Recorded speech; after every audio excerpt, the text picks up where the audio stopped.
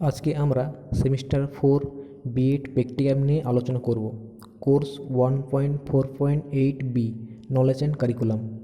এই কোর্সে মোট 4টি প্র্যাকটিক্যাম রয়েছে, তার মধ্যে তোমাদের একটি করতে হয়। আজ যে প্র্যাকটিক্যামটি আমি তোমাদের শেয়ার করব সেটি হলো text book analysis as prescribed in the uniform curriculum of WPUT TEPM। এই প্র্যাকটিক্যামটি কীভাবে লিখবে পরপর দেখে নাও। প্রথমে রয়েছে কন্টেন্ট পেজ।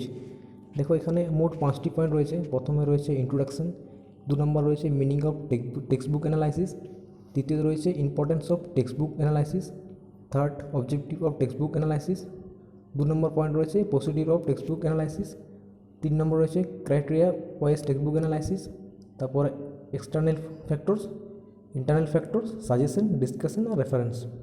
এগুলো পরপর কীভাবে লিখবে সেটা দেখে নাও। প্রথমে রয়েছে চ্যাপ্টার 1, 1 নম্বর রয়েছে ইন্ট্রোডাকশান। পুরো প্র্যাকটিক্যামটির যে ভূমিকা সেটাই ছোট্ট আকারে লেখা রয়েছে।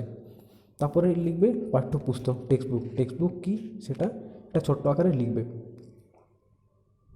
তারপরে প্রথম পয়েন্ট রয়েছে 1.1 meaning of text book analysis. Text book যে মিনিংটা রয়েছে সেই মিনিংটা ছোট্ট আকারে লিখবে। তারপর রয়েছে objectives of text book analysis.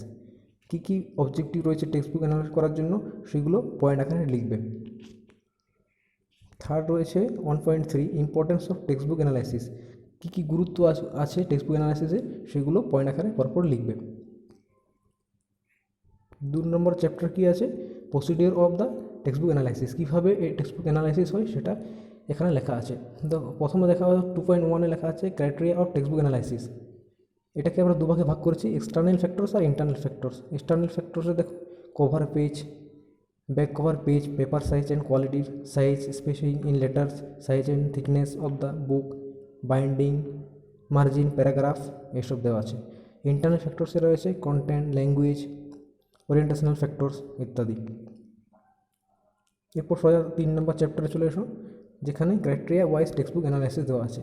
যে এক্সটার্নাল ফ্যাক্টরসগুলো ছোটো আকারে লেখা ছিল সেগুলো এখানে বড় করে দেওয়া আছে, তো বিস্তারিতভাবে লেখা আছে। দেখো প্রথমে ছিল কভার পেজ, সেটাও সাপেক্ষে লেখা আছে যে কী কভার পেজ কীরকম থাকা দরকার সেটা লেখা আছে।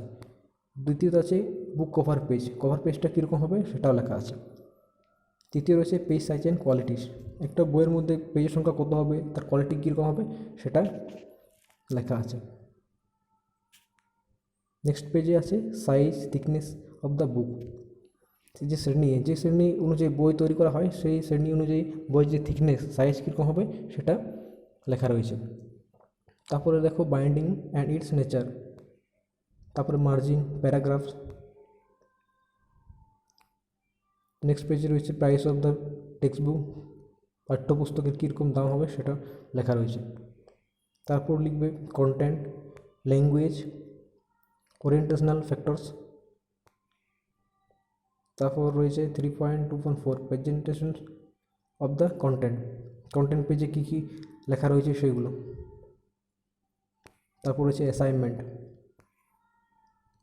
তারপর চলে এসো চ্যাপ্টার 4, যেখানে সাজেশন দেওয়া রয়েছে। এই সাজেশনগুলো পয়েন্ট আকারে লিখবে। তারপর শেষে আছে ডিসকাশনের মধ্যে তোমরা ইতিবাচক দিক এবং নেতিবাচক দিক লিখবে। যে টেক্সট বুক তোমরা অ্যানালাইসিস করছো তার কিছু ইতিবাচক দিক যে রয়েছে সেগুলো, এবং নেতিবাচক যে দিকগুলো রয়েছে সেগুলো তোমরা পরপর লিখবে। এবং সর্বশেষ আছে গ্রন্থপঞ্জিকা, যেখান থেকে ডেটা কালেকশন করেছো সেই গ্রন্থপঞ্জিকাটা শেষে লিখে দেবে। এই হলো তোমাদের পুরো প্র্যাকটিক্যাম। এটা তোমরা লিখলেই এই প্র্যাকটিক্যামটা সম্পূর্ণ হবে। চ্যানেলে যারা নতুন তারা চ্যানেলটিকে সাবস্ক্রাইব করো পরবর্তী বিএড সম্পর্কে যাবতীয় তথ্য জানার জন্য।